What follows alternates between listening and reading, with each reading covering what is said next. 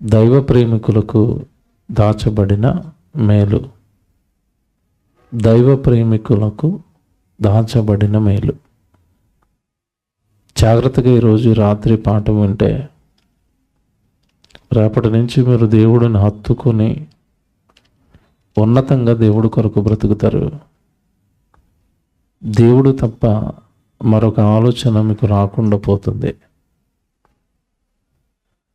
దైవ ప్రేమికులు అన్న పదం పాఠంలో మీకు కనబడుతుంది. దైవ ప్రేమికులు అన్న పదం. దేవుడిని ప్రేమించే ప్రేమికులు ఈరోజు భూమి మీద ఉన్నారా అన్నది ప్రశ్న. దైవాన్ని ప్రేమించే ప్రేమికులు ఉన్నారా?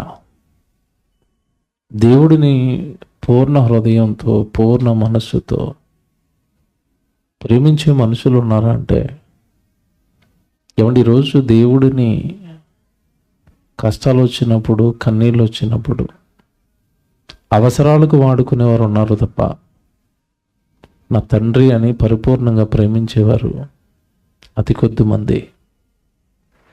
ఆయన కలిగించిన ప్రకృతిని ప్రేమిస్తారు. ప్రకృతి ప్రేమికులు అప్పుడప్పుడు మీకు కనబడుతూ ఉంటారు. జంతు ప్రేమికులు కనబడతారు. చెట్లను ప్రేమించే వాళ్ళు ఉంటారు. చెట్లు కొడితే ఊరుకోరాళ్ళు చెట్లు ప్రేమికులు. హీరో నాగార్జున గారి భార్య జంతు ప్రేమికురాలు ఆవిడ. కుక్కలను ఎవరైనా చంపితే ఊరుకోదు ఆవిడ. అంటే జంతు ప్రేమికులు ఉన్నారు, ప్రకృతి ప్రేమికులు ఉన్నారు. ఇక మరి మీకు తెలియదు కాదు, భార్యను ప్రేమించే వాళ్ళు ఉన్నారు, భర్తను ప్రేమించే వాళ్ళు ఉన్నారు. యవ్వనంలో ఉన్న అమ్మాయిని అందంగా ఉంటే ప్రేమించే వాళ్ళు ఉన్నారు, అబ్బాయిని ప్రేమించే వాళ్ళు ఉన్నారు. పిల్లలు తల్లిదండ్రులను ప్రేమిస్తారు, తల్లిదండ్రులు పిల్లలను ప్రేమిస్తారు. మనిషిని ప్రేమిస్తున్నాడు, మనిషి ప్రకృతిని ప్రేమిస్తున్నాడు, మనిషి జంతువును ప్రేమిస్తాడు. వీళ్ళన్నిటినీ, ఈ జంతువులను, ఈ పక్షులను, చెట్లను, భార్యను, భర్తను, పిల్లలను ఇచ్చిన దేవుణ్ణి ప్రేమించేవారు ఉన్నారా అంటే ప్రశ్న. దేవుడు అనగానే ఈరోజు లోకం ఏమర్థం చేసుకుంది అంటే నీకు కష్టం వచ్చినప్పుడు చెప్పుకునే వ్యక్తి దేవుడు. నీకు ఏదైనా లోకంలో ఉన్న వాళ్ళు ఇక మా వల్ల కాదు అని చేతులు ఎత్తేసినప్పుడు చివరిగా జ్ఞాపకం వచ్చే పేరే దేవుడు. అంతే కదండి. డాక్టర్ గారి దగ్గరికి వెళ్ళిన తర్వాత మేము చేయవలసిందంతా చేసామండి, ఇక మా చేతుల్లో ఏమీ లేదు, ఇంకెవరు చూడాలటప్పుడు దేవుడు చూడాలి. అప్పుడు బెడ్ మీద పడుకున్న ఆయన కూడా దేవుడు జ్ఞాపకం వస్తాడు. అంతే కదా. అంటే దేవుడు అనగానే అవసరాలకు, ఇబ్బందులకు గుర్తొచ్చే ఒక పేరుగా మిగిలిపోయింది తప్ప ఏమంటే స్వతహాగా దేవుడిని ప్రేమించే వాళ్ళు ఎంతమంది ఉన్నారు? దైవ ప్రేమికులు ఎవరు? ఒకవేళ ఈ దైవ ప్రేమికులు గనక భూమి మీద ఉంటే, దేవుడిని స్వతహాగా ప్రేమించే గుణం గనక నీకు ఏర్పడితే, ఎందుకంటే నువ్వు దేవుడిని ప్రేమించాలి అని బల్లగుద్ది ఎందుకు చెప్తున్నావు అంటే ఆయన నిన్ను ప్రేమించాడు. ప్రేమించలేదా? దేవుడు లోకమును ఎంతో ప్రేమించాను. మనిషి ప్రేమించినట్టుగా మాటలతో ప్రేమించాడా? దేవుడు క్రియలతో ప్రేమించాడా? క్రియలతో ప్రేమించాడు. అది మనిషికి మనిషికి దేవునికి తేడా. యవ్వనంలోనికి వచ్చిన అబ్బాయి అమ్మాయిని ప్రేమిస్తున్నాను అని తిరుగుతాడు. ఏం పట్టుకుని తిరుగుతాడు? గులాబీ పువ్వు పట్టుకుని తిరుగుతాడు మాయమాటలో. అమ్మాయి ఎస్ అనే వరకు ఇంటి చుట్టూ తిరుగుతాడు. ఎస్ అన్న తర్వాత మన ఇద్దరం వెళ్ళిపోదాం ఎక్కడికో అంటాడు. తీసుకువెళ్ళిపోతాడు. ఒక 6 నెలలు కాపురం చేస్తాడు. శరీరంలో ఉన్న కోరికలన్నీ తీరిపోయాయి. తర్వాత గొడవలు స్టార్ట్ అవుతాయి. అసలు నిన్ను ప్రేమించి తప్పు చేశాను అంటాడు. వివాహం అయిపోయింది అనుకోండి పొరపాటున, అంతే, సంవత్సరానికి కోర్టుకు వెళ్ళిపోతారు. వీడు మోసగాడండి, గులాబీ పట్టుకుని తిరగటం వల్ల మంచోడు అనుకున్నానని అంటది అమ్మాయి. ఈరోజు లోకంలో కనబడుతున్న లవ్ ఫెయిల్యూర్స్ మనం చూస్తున్నాం. అంటే మనిషి మాయ. తన అవసరాన్ని బట్టి నిన్ను ప్రేమిస్తున్నట్టుగా నటిస్తాడు. తన కోరికలు తీర్చుకోవడానికి నువ్వే నా ప్రపంచం, లేకపోతే బ్రతకలేను అంటాడు. పెళ్ళైన తర్వాత నువ్వు ఉంటే బ్రతకలేను అని చెప్పిన వీడే తన ఉరి వేసేస్తున్నాడు, యాసిడ్ పోసేస్తున్నాడు, చంపేస్తున్నాడు. మీకు తెలియదు కాదు కదా, వార్తలు వింటున్నారు. ఆ మధ్యకాలంలో ఢిల్లీలో ఒక భయంకరమైన సంఘటన అండి. ఒక అమ్మాయి ముంబై, అబ్బాయిది ముంబై, ప్రేమించుకున్నారు. ఇంట్లో వాళ్ళు ఒప్పుకోవటం లేదు. వాళ్ళు ఒప్పుకోకపోయినా నేను జీవితకాలం చూసుకుంటాను అన్నాడు. అమ్మాయి నమ్మి అతనితో పాటు వెళ్ళిపోయింది ఢిల్లీకి. వెళ్ళిపోయిన తర్వాత 6 నెలలు అయిపోయింది, పెళ్లి చేసుకోవటం లేదు. అనుభవిస్తున్నాడు తప్ప పెళ్లి చేసుకోవటం లేదు. ఏమండి ఇది తప్పండి, పెళ్లి చేసుకోవాలి నన్ను అని గట్టిగా నిలదీసిందండి. నిలదీసేసరికి ఇవాళ చేసుకుంటాను, రేపు చేసుకుంటాను, ఇవాళ చేసుకుంటాను, రేపు చేసుకుంటాను అని గడుపుతూ వస్తున్నాడు. పెళ్లి చేసుకోవటం లేదు. ఇక కాదని గట్టిగా నిలదీసింది. తర్వాత ఏం చేశాడో తెలుసండి, తన అపార్ట్మెంట్లో, తానుంటున్న అపార్ట్మెంట్లోనే అమ్మాయిని చంపేసి కొత్త డోర్ డెలివరీ, కొత్త ఫ్రిడ్జ్ అండి, డబల్ డోర్ ఫ్రిడ్జ్లు వచ్చాయి కదా ఇప్పుడు పెద్దవి, ఆ డబల్ డోర్ ఫ్రిడ్జ్ ఒకటి ఆర్డర్ ఇచ్చాడు. ఆర్డర్ ఇచ్చి కొత్త ఫ్రిడ్జ్ తెప్పించుకొని ఈ అమ్మాయిని చంపేసి సుమారండి 35 ముక్కలుగా నరికేశాడు. ఈ అమ్మాయిని 35 ముక్కలుగా నరికేసి కొత్తగా తెచ్చుకొని ఫ్రిడ్జ్లో పెట్టేశాడు. బాడీని, డెడ్ బాడీని పెట్టేసి ఢిల్లీ శివార్లలో రోజుకు 2 ముక్కలు చొప్పున సుమారుగా 15-16 చోట్ల విసిరేశాడు బాడీని. అంటే ఎవరికి దొరకకుండా. అసలు ప్రేమించిన అమ్మాయిని, తనతో పాటు నమ్మొచ్చిన అమ్మాయిని, తనే జీవితం అనే అమ్మనాలను విడిచిపెట్టుకుని వచ్చిన అమ్మాయిని ఇంత క్రూరంగా చంపాడు అంటే మనిషా చెప్పండి మీరు? ఇది ప్రస్తుత ప్రేమల భూమి మీద. కానీ దేవుడు, పరలోకంలో ఉన్న దేవుడు ఎంత మంచోడో, ఎంత బాగా మనుషులను ప్రేమిస్తాడో చెప్తానండి. ఎంత మంచోడు దేవుడు అంటే, ఆయన దేవుడు లోకమును ప్రేమించడం అనగానే, ప్రేమించి ఏం చేసావయ్యా అంటే, ఇదిగో మన కళ్ళ ముందు ఉంటున్న ఈ అనంత విశ్వాన్ని కట్టాడండి. మనం తింటున్న ఆహార పదార్థాల, మనం పీల్చుకుంటున్న గాల, మారిపోతున్న ఋతువుల, ఏమంటే మనం వేసుకుంటున్న రంగురంగుల, ఇవన్నీ కూడా పరలోకంలో ఉన్న కన్నతండ్రి ప్రేమించి ఇచ్చాడు. ఆయన ఈ లోకాన్ని అనుభవించడానికి తల్లి గర్భంలో మనకి కట్టిన దేహం ఆయన ఇచ్చిందే. అలాగే ఏమంటే చాలామంది పెళ్ళైన తర్వాత భార్య నా జీవితం అంటారు. నిజానికి ఇతను ఒంటరిగా ఉండకూడదని ఇతనికి భార్యను మరొక చోట పుట్టించి ఆవిడికి దేహాన్ని కట్టి, ఏమంటే ఈయనకు జతపరిచింది ఎవరు అంటే దేవుడు. భార్యనిచ్చింది దేవుడు, దేహం ఇచ్చింది దేవుడు, ఆరోగ్యం ఇచ్చింది దేవుడు, ఆహారం ఇచ్చింది దేవుడు, ఆత్మను పెట్టింది దేవుడు, నీకంటూ ఒక కుటుంబాన్ని కట్టింది దేవుడు, గర్భఫలము యెహోవా ఇచ్చు బహుమానము, నీకు పిల్లల్నిచ్చింది దేవుడు. అన్నీ ఇచ్చి ప్రేమిస్తాడండి దేవుడు అనగానే, ఇచ్చేవాడు, ఇచ్చి ప్రేమిస్తాడు. ఇది నా ప్రేమ అంటాడు. నిజంగా దేవుడు లోకమును ఎంతో ప్రేమించాడు. ఎంత ప్రేమించాడంటే ఆయన ప్రేమ గురించి చెప్పడానికి టైం అయిపోద్ది. మీరు ఆల్రెడీ చాలా ప్రసంగాలు వినుంటారు కనుక దేవుడి ప్రేమ గురించి మీకు ఎక్కువగా చెప్పవలసిన అవసరం లేదు. ఎంత ప్రేమించాడు అంటే ఒక విషయం చెప్తాను. తన గర్భాన్న మొట్టమొదట పరలోకంలో పుట్టిన జ్యేష్ఠ కుమారుడు యేసుక్రీస్తుల వారు మన పాపాల నిమిత్తం ఆయన ప్రాణాన్ని కూడా ఇచ్చేసాడండి.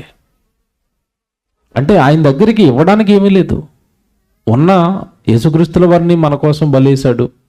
పరిశుద్ధాత్మ దేవుడిని మన హృదయాలలోనికి పంపించి ఆయన్ని విడిచిపెట్టి, ఏమంటే పరలోకాన్ని విడిచిపెట్టి ఆయన మనతో పాటు ఈరోజు భూమి మీద ఉండిపోయాడు. దేవుడు అనే ఆయన మనిషిని ఎంతగా ప్రేమిస్తున్నాడో ఈ రాత్రి మీరు ఆలోచిస్తారండి. నిజంగా ఇంత ప్రేమను పొందుకుంటాను నేను, ఏదో ఆదివారం మొక్కుబడిగా దేవుడి దగ్గరికి వెళ్ళి వస్తానని తప్ప, ఇంత పిచ్చిగా నన్ను ప్రేమిస్తున్న తండ్రికి నేను ఏం చేస్తున్నాను అన్న ఆలోచన ఈ రాత్రి మీరు ప్రార్థన చేసుకునేటప్పుడు ఒక్కసారి ఆలోచిస్తే, దేవుడితో మాట్లాడుతున్నప్పుడు నిజంగా రండి మీ హృదయం కదులుతుందండి. మనం కూర్చుండట ఆయనకి తెలుసట, మనం లేచుట ఆయనకి తెలుసట. బైబిల్లో చెప్పిన మాటలు మీకు తెలుసు కదా. నీవు కూర్చుండుట, నువ్వు లేచుట, నువ్వు పండుకునుట, నాకు తెలుసు, నాకు తెలుసు, నాకు తెలుసు అంటే అర్థం ఏంటంటే అసలు నిన్ను విడిచిపెట్టి ఉండలేకపోతున్నాను అన్నాడు దేవుడు. అసలు మనిషిని విడిచిపెట్టి ఉండలేకపోతున్నాడు అండి దేవుడు. తల్లి గర్భంలో ఏమంటే వచ్చేంత వరకు మన వెనకాల ఉన్న తరాలన్నీ దాటించి దాటించి దాటించి తల్లి గర్భంలోకి తెచ్చిన దేవుడు అక్కడ సుమారుగా 270 రోజులు ఈ దేహాన్ని కడుతూ అవయవాలను కడుతూ ఆనందపడిన తండ్రి భూమి మీదకి నువ్వు వచ్చిన తర్వాత దేవుడు కట్టిన ఆ దేహంతో నువ్వేం చేస్తావా, నోటితో నువ్వేం మాట్లాడతావా, ఆ చేతులతో ఆయన కోసం ఏం పని చేస్తావానని ఎప్పుడు కూడా మనిషి వెనకాల పడుతున్నాడట దేవుడు. ఒక మంచి పాట చూపిస్తాను మీకు. చాలామంది అంటారు అప్పుడప్పుడు ఏదైనా ప్రమాదంలోంచి దేవుడు తప్పించాడు అనుకోండి, అప్పుడు అంటారు దేవుడు మమ్మల్ని జ్ఞాపకం చేసుకున్నాడండి అంటారు. మీకు ఒక షాకింగ్ న్యూస్ చెప్పనా? అసలు జ్ఞాపకం చేసుకోవడానికి మిమ్మల్ని మర్చిపోయింది ఎప్పుడు? నిన్ను మర్చిపోయింది ఎప్పుడు? వచనం చూపిస్తాను బైబిల్లో. యోబు గ్రంథం 7వ అధ్యాయం చూడండి. యోబు గ్రంథం 7వ అధ్యాయము 17వ వచనం చూడండి అందరూ. యోబు గ్రంథం 7వ అధ్యాయము 17వ వచనం. మనుషుడు ఏ పాటివాడు, అతనిని ఘనపరచనేలా. అసలు మనుషుడు ఏ పాటివాడు అన్నట్టు చూసారా? మనిషి ఏ పాటండి? ఈరోజు భూమి మీద ఉన్న మనిషి ఏ పాటండి? ఏనుగుతో పోలిస్తే నువ్వెక్కడ? సింహంతో పోలిస్తే నువ్వెక్కడ? పెద్ద పెద్ద కొండలతో పోలిస్తే నువ్వెక్కడ? ఆకాశంలో ఉన్న ఒక నక్షత్రంతో పోలిస్తే నువ్వెక్కడ? అసలు నీ సైజు ఎంత, నీ బలం ఎంత? కానీ కన్న కొడుకు గనుక దేవుడు మనిషిని ఘనపరుస్తున్నాడట. ఎంత బాగుంటుందంటే ఈ వచనం. మనుష్యుడు ఏ పాటివాడు, అతనిని ఘనపరచనేలా, అతని మీద నీవు మనస్సు నిలపనేలా. మనస్సు నిలిపాడటండి. మనిషి మీద దేవుడు మనస్సు నిలిపాడు. మనిషి మీద మనిషి కన్ను మాత్రమే నిలుపుతాడు. ఇది తేడా దేవుడికి మనిషికి. అబ్బాయి అమ్మాయిని ప్రేమించాను అన్నాడు అనుకోండి, అందంగా ఉంది కనుక ప్రేమిస్తాడు. ఆ జుట్టు నాకు ఇష్టం కనుక ప్రేమిస్తాడు. ఆవిడ పళ్ళు బాగుంటాయండి, ఆవిడ పెదాలు బాగుంటాయండి, ఆవిడ రంగు బాగుంటుందండి, ఆవిడ ఎత్తు బాగుంటుందండి, అదే చూసి ప్రేమిస్తాడు. వీడి కన్ను చూసింది, వాడు మనసు రాలేదు నీ మీదకి. దేవుడు మన బాహ్య రూపాన్ని బట్టి ప్రేమించేవాడు కాదండి. రక్తపు ముద్దగా తల్లి గర్భంలో ఇర్మియా ఉన్నప్పుడు అంటున్నాడు దేవుడు, నేను నిన్ను రూపింపక మునిపే నిన్ను ఎరిగి తిని. రూపం వచ్చిన తర్వాత లోకం చూసింది, ప్రేమించింది. మీ అమ్మ నాన్నలు అబ్బాయి ప్రేమించాడు, అమ్మాయి ప్రేమించాడు. కానీ దేవుడట మనిషి మీద మనస్సు నిలిపాడట. మనస్సు నిలిపాడండి. మనస్సు, ఆయన మనసంతా మనుషుల మీదే ఉంది. చాలామంది అప్పుడప్పుడు భార్యతో కానీ భర్తతో కానీ గొడవలు వచ్చిన తర్వాత, కాంప్రమైజ్ అయిపోయిన తర్వాత గొడవ, భర్త కానీ భార్య కానీ ఒక మాట అంటారు, అమ్మా నువ్వు నా జీవితంలోకి వచ్చిన తర్వాత నువ్వే నా మనసమ్మా, నువ్వేమైనా తిట్టినా, నువ్వేమైనా నన్ను దూరం పెట్టినా నేను ఉండలేనమ్మా, నా మనసు బాగోదు అంటాడు. ఒరిజినల్గా మనసు పెట్టుకున్నాడు భార్య మీద. ఒరిజినల్గా భర్త మీద మనసు పెట్టుకుంది ఆవిడ. భర్త ఏమైనా అంటే తట్టుకోలేదంటే ఒరిజినల్ ఇది తెలిసిపోతుంది, ముభావంగా ఉంటుంది. భర్త కోపడితే తట్టుకోలేదు, ఒరిజినల్గా మనసు పెట్టుకుంది. అలాగే పరలోకంలో ఉన్న కన్నతండ్రట భూమి మీద ఉన్న మనుషుల మీద మనస్సు నిలిపాడట. తన మనస్సు మన మీదే ఉంది. ఉండి ఏం చేస్తుంది చెప్తాడు చూడండి కింద. ఎంత బాగుంటుందంటే, అతని మీద నీవు మనస్సు నిలపనేలా, ప్రతి పగలు నీవు అతనిని దర్శింపనేలా. దేవుడు ఎప్పుడు చూస్తున్నాడట మనిషిని? ప్రతి పగలు అన్నాడు కదా. ప్రమాదంలో నన్ను దేవుడు జ్ఞాపకం చేసుకున్నాడు అంటావేంటి నువ్వు? నేను హాస్పిటల్లో ఉన్నప్పుడు జ్ఞాపకం చేసుకున్నాడు అంటున్నావేంటి? అసలు నేను వదిలింది ఎప్పుడు? ప్రతి పగలు తన పిల్లల దగ్గరికి దర్శనమిస్తాడు, దర్శిస్తున్నాడు, చూస్తున్నాడట. ప్రతి పగలు దర్శింపనేలా, ప్రతి క్షణము నీవు అతనిని శోధింపనేలా. ప్రతి క్షణం అంటే అర్థం ఏంటి చెప్పండి? క్షణం అంటే ప్రతి సెకండ్ నిన్నే చూస్తున్నాడు. ప్రతి సెకండ్ నీ గురించి ఆలోచిస్తాడు. ప్రతి సెకండ్ పిచ్చోడిని అయిపోయింది. నీ రెఫరెన్స్ అర్థమైన తర్వాత నేను, బాబోయ్ ఇంక నాకు ఏమి వద్దు, దేవుడే నాకు కావాలి, దేవుడు పనే నాకు కావాలి, దేవుడి కోసమే నేను వెళ్ళాలి. ప్రతి క్షణం ఆయన నన్ను చూస్తున్నప్పుడు నేనేంటి ఆయన్ని వదిలేసి ఉండటం? ఆదివారం గుడికి వెళ్ళి సోమవారం నుంచి లోకంలో ఉండటం ఏంటి? దేవుడికి దూరం అయిపోవటం ఏంటి? దేవుడికి దూరంగా జరగటం ఏంటి? చిచ్చి, ఇది మంచి బ్రతికే కాదు అనుకున్నాను నేను. ఆ మాట చూడండి, నిజంగా ప్రతి పగలు అన్నాడు. పోనండి పొద్దున్న ఏదో వచ్చి ఒకసారి చూసుకుని వెళ్ళిపోతున్నాడంటే కాదట. ప్రతి క్షణం. అందుకే నువ్వు ఒక్క క్షణంలో తప్పించుకున్నాడండి అంటావు. అప్పుడప్పుడు బస్సు వేగంగా వచ్చేస్తుందండి, నా ముందు గుద్దేసిందండి, నేను మాత్రం తప్పించుకున్నాను. ఆ క్షణంలో నువ్వు ఎందుకు తప్పించుకున్నావంటే, ఆ క్షణంలో దేవుడు నిన్నే చూస్తున్నాడు, తప్పించేశాడు. రెప్పపోటున ప్రమాదాల్లోంచి తప్పించుకుంటారు అప్పుడప్పుడు. ఆ రెప్పపాటులో నీకు ప్రమాదం తప్పడానికి ఆ రెప్పపాటు కూడా నిన్ను విడిచి ఉండటం లేదు దేవుడు. అది దేవుడు అంటే ఎవరో అర్థం అవ్వలేదు, దేవుడు అర్థం అవ్వలేదండి మనుషులకి. ఆదివారం మొక్కుబడిగా గుడికి వచ్చి వెళ్ళిపోయి సోమవారం నుంచి వాళ్ళ జీవితాలు, వాళ్ళ కుటుంబాలు, వాళ్ళ పిల్లలు, ఉద్యోగాలు, చదువులు, వ్యాపారాలు, లోకం, అసలు దేవుడు ఆలోచనలు కానీ, ప్రార్థన కానీ, వాక్యం కానీ, ఎవరికైనా వాక్యం చెబుదామని కానీ ఆయన్ని మర్చిపోతారండి. మరలా జ్ఞాపకం వచ్చేది ఎప్పుడు అంటే ఆదివారం ఉదయాన్నే జ్ఞాపకం వస్తాడు. ఆయన నిన్ను ప్రతి క్షణం నువ్వు వెనక్కి వస్తున్నప్పుడు నువ్వు ఆయనకి దూరంగా ఎలా ఉండగలుగుతున్నావు? ఉండకూడదు కదా. దేవుడి గురించి ప్రతి క్షణం మనిషి ఆలోచించాలి కదా. ఆయన మీద మనసు పెట్టుకోవాలి కదా. నువ్వు నీ మీద ఆయన మనసు పెట్టుకున్నప్పుడు నువ్వు ఆయన మీద మనసు నిలపాలి కదా. దైవ ప్రేమికుడుగా నువ్వు మారాలి కదా. ఎంత మంచి మాట అంటే అది, ప్రతి క్షణము నీ వదలను శోధింపనేలా ఎంతకాలము నీవు నన్ను చూచుట మానకుందువు. చూసారా అంటున్నాడు భక్తుడు, ఎంతకాలం అయ్యా నన్ను ఇలాగే చూస్తావు? ప్రతి పగలు ప్రతి క్షణం నన్నే చూస్తావా, నన్నే చూస్తావా, నన్నే చూస్తావా? ఇలా నన్ను చూస్తూనే ఉండిపోతావా? దేవుడుగా నా తండ్రిగా పరలోకంలో ఉండి నన్ను చూస్తూనే ఉండిపోతావా? ఎంతకాలం చూస్తావా అయ్యా నన్ను ఇలాగా అని అంటున్నాడు. ఎంతకాలము నీవు నన్ను చూచుట మానకుందువు, నేను గుటక వేయి వరకు నన్ను విడిచిపెట్టవా. గుటక అంటే చనిపోయేంత వరకు. కొడుకు వస్తాడు, కూతురు వస్తుంది, నన్ను మహిమపరుస్తుంది, నాకు ఇష్టమైనవి చేస్తుంది అని ప్రతి పగలు ప్రతి క్షణం వెనకాల పడి వాక్యాలు చెప్పి, ప్రసంగాలు చెప్పి, దైవజనులను పంపించి, మీటింగులు పెట్టించి, సెమినార్లు పెట్టించి, సభలు పెట్టించి, వాట్సాప్లో యూట్యూబ్లో ప్రసంగాలు పంపించి, రాన్న దగ్గరికి అమ్మ నీకు కోసం ఎదురు చూస్తున్నానమ్మని వాక్యాలతో దేవుడు దర్శిస్తున్న మనిషిని ప్రతి పగలు ప్రతి దినము వాక్యంతో తలుపులు తడుతున్న మనిషి దేవుని వైపు తిరగటం లేదంటే చూసి ఎప్పుడు విడిచిపెట్టాడట? గుట్టక వేసిన తర్వాత, ప్రాణం విడిచిన తర్వాత అయిపోయింది, విడిచిపెట్టేసాడని. ఇంకెందుకంటే ఆ తర్వాత ఇంకా ఆయన చేయడానికి ఏమీ లేదు. ఇక నీ భక్తిని బట్టి వెళితే పరదేశికి వెళ్ళిపోతావు, లేదంటే పాతాళానికి వెళ్ళిపోతావు. అప్పటి వరకు మాత్రం నిన్ను విడిచిపెట్టాడు. ఇది మనసులో పెట్టుకోండి. అంటే ఇది ఫస్ట్ స్టెప్. ఏం చెప్పాను ఇప్పటి వరకు అంటే, దేవుడు మనిషిని ఎంతగా ప్రేమిస్తున్నాడు, ఇంత పిచ్చిగా మనుషులు ప్రేమిస్తాడు దేవుడు. Very good.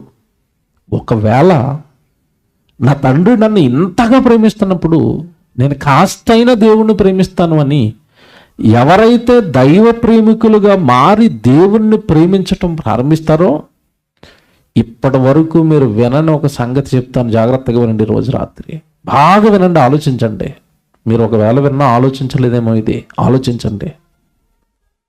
నువ్వు గనక దైవ ప్రేమికుడుగా తిరిగి దేవుణ్ణి ప్రేమిస్తాను, ఇంతగా ప్రేమించే దేవుణ్ణి నేనేంటండి బాబు సరిగా ప్రేమించటం లేదని నువ్వు దైవ ప్రేమికుడుగా గనక మారితే, అలా ప్రేమిస్తున్న వాళ్ళనట వాళ్ళ కొరకు మరొక మేలును దాచిపెట్టాడట, దాచుంచాడు. ఇది ఇప్పుడు నేను చెప్తున్నది ఎవరి కోసం అంటే కేవలం దైవ ప్రేమికుల కొరకు మాత్రమే దాచబడిన దాని గురించి ఇప్పుడు చెప్తాను. వాక్యం చూద్దాం బైబిల్లో ఒకసారి. కొరింథీయులకు రాసిన మొదటి పత్రిక. ఎక్కడ చెప్తున్నాడండి ఇది? ఈ నన్ను ప్రేమించే వాళ్ళకి ఏదైనా సిద్ధం చేస్తున్నాను అని ఎక్కడైనా బైబిల్లో చెప్పాడా అంటే చెప్పాడు. కొరింథీయులకు రాసిన మొదటి పత్రిక 2వ అధ్యాయము 9వ వచనం చూద్దాం బైబిల్లో బాగా. కొరింథీయులకు రాసిన మొదటి పత్రిక 2వ అధ్యాయము 9వ వచనం చూద్దాం. ఇందును గూర్చి దేవుడు తన్ను ప్రేమించు వారి కొరకు, అండలో తీసుకున్న పదమే తన్ను ప్రేమించు వారి కొరకు. డిఫరెన్స్ చెప్తున్నాను, తాను ప్రేమించిన వారి కొరకు కాదు. ఇప్పుడు చెప్తున్నది సబ్జెక్ట్ ఇక్కడ. ఇప్పుడు ఈ చదువుతున్న వచనం తాను ప్రేమించిన వారి కొరకు కాదు, తన్ను ప్రేమించే వారి కొరకు. తేడా ఉంది రెండట్లకి. తన్ను ప్రేమించే వారి కొరకు మాట్లాడుతుంది ఇక్కడ. అంటే తనను ప్రేమించేవారంటే దైవ ప్రేమికులు, దేవుడిని ప్రేమించే వాళ్ళ కొరకు మాట్లాడుతున్నాడు ఈ సందర్భం. ఆయన అందరినీ ప్రేమిస్తాడు, కానీ అందరూ ఆయన్ని ప్రేమించరు కదా, అందరూ ఆయన హత్తుకోరు కదా. వన్ సైడ్ లాగా అయిపోయింది కదా దేవుడిది ఈరోజు. అలా కాకుండా నా తండ్రి ఇంతగా ప్రేమిస్తున్నప్పుడు నేను దేవుడిని ప్రేమించాలి అని ఎవరైతే తన్ను ప్రేమిస్తారో వాళ్ళ గురించి మాట్లాడుతున్నాడు ఇక్కడ. Very good. చూద్దాం ఏమంటున్నాడు. తన్ను ప్రేమించు వారి కొరకు ఏవి సిద్ధపరిచేనో అవి కంటికి కనబడలేదు, చెవికి వినబడలేదు, మనుష్య హృదయమునకు గోచరము కాలేదు అని రాశాడు. బాగా విందాం. దేవుడిని ప్రేమించే వారికట దేవుడు ఏవో సిద్ధం చేస్తున్నాడట. అవి కంటికి కనబడవట, చెవికి వినబడవట, హృదయంతో ఎంత ఆలోచించినా హృదయానికి అవి గోచరము కావట. బాగా ఆలోచించాలి. ఇప్పుడు చెప్తున్నది ఇది ఎవరికి అంటే అందరికీ కాదు. ఇది అందరికీ కాదు సిద్ధం చేస్తున్నది. ఈ కంటికి కనబడింది, చెవికి వినబడింది, హృదయానికి గోచరం కానిది అందరికీ సిద్ధం చేయట్లేదు. ఇది కేవలం దైవ ప్రేమికులకు, తన్ను ప్రేమించే వారి కొరకు సిద్ధం చేస్తున్నాడు. జాగ్రత్తగా వినండి. తాను ప్రేమించిన వారి కొరకు ఏం సిద్ధం చేశాడు అంటే, ఇదిగో ఈ అనంత విశ్వాన్ని తాను ప్రేమించి అందరికి ఇచ్చేశాడు. నమ్మినోడికి ఇస్తాడు, నమ్మనోడికి ఇస్తాడు, దేవుడు లేడు అన్నవాడికి ఇస్తాడు, యేసుప్రభు శిలువలో చచ్చిపోలేదు అన్నవాడికి ఇస్తాడు, యేసుప్రభు దేవుడు కాదు అన్నవాడికి ఇస్తాడు, బైబిల్ను తప్పు అన్నవాడికి ఇస్తాడు, బైబిల్ ఎడారి మతం అన్నవాడికి ఇస్తాడు, అందరికి ఇస్తాడు. ప్రకృతి అందరికి ఇచ్చేసాడు. నేను ప్రేమించాను రా మీ అందరికీ, తీసుకోండి, నా ప్రకృతిని అనుభవించండి, నా సూర్యుడిని అనుభవించండి. దేవుడిని నమ్మనోడికి కూడా గర్భఫలాలు ఇస్తాడు దేవుడు. వాడు నమ్మలేదు, అయినా వాళ్ళ గర్భాల గుండా పిల్లల్ని ఇస్తాడు. యేసుప్రభు రక్తం అందరికీ ఇచ్చాడు. ఎవరు ఒప్పుకుంటే వాళ్ళందరికీ నా కొడుకు రక్తం ఉందరా, పాపాలు కడుక్కోండి, అందరికీ ఇచ్చాడు. బాప్తిసం తీసుకున్న వాళ్ళందరికీ కూడా పరిశుద్ధాత్మ దేవుడిని ఇస్తున్నాడు. తాను ప్రేమించిన వారికి ఇవన్నీ ఇచ్చేసాడండి, సమానంగా ఇవన్నీ ఇచ్చేసాడు. అందరికీ సమానం ఇది. అదే మత్తయి సువార్త 5వ అధ్యాయంలో మనం చదువుకుంటాం. ఆయన నీతిమంతుని మీదను అనీతిమంతుని మీదను తన వర్షమును కురిపిస్తున్నాడు, సూర్యుడిని ఇస్తాడు. నమ్మినా నమ్మకపోయినా అన్ని ఓవరాల్గా అన్ని ఇస్తాడండి. లోకంలో ఒక సామెత చెప్తా ఉంటారు పెద్దోళ్ళు, నారు పోసిన వాడు నీరు పోయడా అంటారు చూసారా. నారు పోసినవాడు ఏం పోస్తాడట? నీరు పోస్తాడట. అలాగే బ్రతుకునిచ్చాడు గనక ఈ బ్రతుకుకు సంబంధించినవి అన్నీ ఇచ్చేసాడు దేవుడు. Very good. ఇది జాగ్రత్తగా వినండి. ఈ కళ్ళ ముందు కనబడుతున్నవన్నీ కూడా తాను ప్రేమించి అందరికీ ఇచ్చినవి. ఓకే, ఇవన్నీ కళ్ళకు కనబడతాయి. సూర్యుడు కనబడుతున్నాడు. ఒకప్పుడు యేసుప్రభుని ఇచ్చాడు లోకానికి. యేసుప్రభు కళ్ళకు కనపడ్డాడు. అంటే తాను ప్రేమించి ఇచ్చినవన్నీ కూడా కళ్ళకు కనబడతాయి. ఇప్పుడు మనం చదువుకున్న వచనం అండి నిజంగా సూపర్ అండి. ఈ వచనం మీకు ఈ రాత్రి విడగొడతాను. నిజంగా ఎంత ఆనందం అంటే, తాను ప్రేమించిన వారికి అన్నీ ఇచ్చాడట. అవి కంటికి కనబడతాయట, శబ్దాలు చెవికి వినబడుతున్నాయట. ఏదైనా మనకి ఏమంటే అమెరికా చాలా బాగుంటుందండి అన్నారు అనుకోండి, ఒకసారి ఇలా ఊహించుకుంటే అమెరికా ఎలా ఉంటుంది, ఇంటర్నెట్లో చూసినా హృదయంతో ఆలోచించినా అందిపోతుందా? అందిపోద్ది. హృదయానికి అర్థమైపోతుంది. కళ్ళ ముందు అన్నీ ఉన్నాయి. తాను ప్రేమించిన వారికి అన్నీ కనబడతాయి, అన్నీ వినబడతాయి. హృదయంతో ఆలోచిస్తే ప్రతిదీ అర్థమైపోతుంది. అది గొప్పది ఏమీ లేదు లోకంలో. కానీ అక్కడ మాట్లాడిన మాట, తాను ప్రేమించిన వారికి ఏవి సిద్ధపరిచెనో అవి కంటికి కనబడలేదు, చెవికి వినబడలేదు. పోనీ కనబడటం లేదు, వినబడటం లేదు, హృదయంతో ఒక్కసారి ఆలోచిస్తానా ఏంటదని ఆలోచించినా కూడా అది హృదయానికి గోచరము కాదు, అర్థం కాదు. అలాంటిది ఒకటి దైవ ప్రేమికులకు సిద్ధం చేస్తున్నానని చెప్పాడు. నిజంగానండి ఇక్కడ నిలబడిపోయి ఏంటి దేవా ఏంటది నిజంగా చెప్తున్నానండి. నేను బైబిలు జాన్సన్ అని చెప్పాడు, మాకు ఇది నేర్పించాడు. నువ్వు బైబిల్ బాగా చదువుకొని నీకు అర్థం అవనివి దేవుడును నువ్వు అడగాలి, దేవుడు నీకు చెబుతాడు. అప్పుడు ప్రజల్లోనికి దాన్ని తీసుకుని వెళితే ప్రజల్లో చాలా మందిలో మార్పు వస్తుంది ఆయన అన్నట్టు. ఆ సూత్రం నాకు ఇది అర్థం అవ్వట్లేదు. పోనీ ఈ వచనం అండి, చిన్నప్పటి నుంచి నేను సండే స్కూల్కి వెళ్ళినప్పటి నుంచి నేను విన్నది ఏంటంటే, ఈ వచనం మీద ఉన్న వ్యాఖ్యానం ఏంటో చెప్తాను. ఈ వచనం గురించి చాలామంది ఏం చెప్పారంటే ప్రసంగాల్లో, మీకు ఏదైనా కష్టం వచ్చింది, ఉదాహరణకి హాస్పిటల్లో ఉన్నారు, ఆపరేషన్ జరగాలి, 1,00,000 రూపాయలు అన్నాడు డాక్టర్ గారు, పేదవాళ్ళు, డబ్బులు లేవు. అప్పుడు పాస్టర్ గారి దగ్గరికి వెళ్ళి, ఏమంటే పరిస్థితి ఇలా ఉందండి, 1,00,000 రూపాయలు కావాలి, మా ఇంట్లో డబ్బులు లేవు, ఏం జరుగుతుందో నాకు తెలియట్లేదు అన్నప్పుడు ఈ వచనం ప్రయోగించారు అక్కడ. ఏమని నువ్వేం కంగారు పడకమ్మా, దేవుడు నీకు ఎక్కడో సిద్ధం చేస్తాడు. అది కంటికి కనబడదు, చెవికి వినబడదు, అది ఖచ్చితంగా ఆ టైంకి నీకు అక్కడికి వస్తుంది, విశ్వాసంతో ప్రార్థన చేయి అన్నారు. కొంతమంది ఏం చెప్పారు పాస్టర్ గారి కంటే, ఏమండి మా పాస్టర్ గారు, ఏమండి మరి మా అమ్మాయికి పెళ్ళి అవ్వట్లేదంటే, పెళ్ళి అవ్వట్లేదని మీరెందుకు బాధపడుతున్నారు? అబ్బాయిని దేవుడు ఎక్కడో సిద్ధపరిచాడు. దేవుడు ప్రేమించిన వాళ్ళకి ఏమి సిద్ధం చేస్తాడో అవి కంటికి కనపడవు. మీ అమ్మాయికి కూడా ఎక్కడో వరుణ్ణి సిద్ధం చేశాడు, ఖచ్చితంగా వస్తాడు, అలాగే ఎదురు చూడు అన్నారు. నా చిన్నప్పటి నుంచి సీసం పోసినట్టుగా ఈ వచనం గురించి అదే పోసారండి. నెమ్మదిగా నేను ఆలోచిస్తానండి, వాళ్ళు చెప్పినవన్నీ తప్పండి. ఎందుకు తప్పు అంటున్నాను తెలుసా? ఇప్పుడు అక్కడ మీరు మళ్ళా చదవండి, 9వ వచనం ఏముంది అక్కడ? దేవుడు నన్ను ప్రేమించు వారికి ఏవి సిద్ధపరిచెనో అవి కంటికి కనబడలేదు. కనబడతాయా? కనబడవా? కనబడవు. ఈ పాస్టర్ గారు చెప్పినట్టుగా ₹1,00,000 గురించి వచ్చినాం అనుకోండి, ఆ ₹1,00,000 చేతుల్లోకి వచ్చినప్పుడు కంటికి కనబడుతుందా? కనబడదా? కనిపించిపోయింది. అంటే ఈ వచనం గురించి వాళ్ళు చెప్పిన విషయం తప్పు. అబ్బాయిని ఎక్కడో దేవుడు సిద్ధం చేశాడు అన్నావు కదా, అబ్బాయి పెళ్లి రోజు కనపడతాడా? కనపడ్డా? కనపడిపోతాడు. కంటికి కనబడేవి కాదు నేను సిద్ధం చేస్తా అన్నాడు. నిజంగానండి, అసలు కళ్ళ ముందు ఇంత అందమైన ప్రకృతిని, ఇంత అందమైన లోకంలో బంగారం ఉంది, వెండి ఉన్నాయి, వజ్రాలు ఉన్నాయి, ఏమండి అసలు రాజులు అనుభవించిన వైడూర్యాలట, ఇవన్నీ రత్నరాజులట, ఇవన్నీ కళ్ళ ముందు ఉన్నాయి. ఊరుకో బాబా, అవన్నీ కంటికి కనబడేవి, అవి కాదు. నన్ను ప్రేమిస్తే నన్నుగా ప్రేమించాలి, దేవుడిని దేవుడిగానే ప్రేమించాలండి, లెక్కలేసుకోకూడదు. చాలామంది దేవుడిని లెక్కలేసుకుని ప్రేమిస్తారు. దేవా నాకు ఇది ఇస్తే నేను నీకు ఇది ఇస్తాను అంటారు. ఇది ప్రేమ బిజినెసా? నాకు ఉద్యోగం ఇచ్చేస్తే నీకు మొదటి జీతం ఇస్తాను, ఆయన ఇవ్వడం. ఏమివ్వా? నేను అడుగుతున్నానండి, ఉద్యోగం ఇవ్వకపోతే ఏమివ్వా? నీకు కాళ్ళు ఇచ్చాడు, ఏమిస్తావు దేవుడికి? నీకు కళ్ళు ఇచ్చాడు, ఏమిస్తావు దేవుడికి? నీకు ఆయుష్కాలం ఇచ్చాడు దేవుడు, ఏమిస్తావు దేవుడికి? పోయిన వర్షాకాలంలో ఇచ్చాడు, ఈ వర్షాకాలం వచ్చింది, ఏమిచ్చావు దేవుడికి? ఇవన్నీ దేవుడు ఇస్తున్నావు కాదా? నీ ముక్కు ఎక్కడ వెళ్తే అక్కడికి గాలి నీ వెనకాల పట్టుకుని వస్తున్నాడు, గాలి ఇచ్చాడు దేవుడు, ఏమిస్తావు దేవుడికి? ఉద్యోగం ఇస్తే ఇస్తారట, చాలా కోపం అండి, ఇలాంటి మాటలే చిరాకండి నాకు. ఉద్యోగం ఇస్తే ఇవ్వటం ఏంటి? ఇవ్వకపోతే ఇవ్వవా?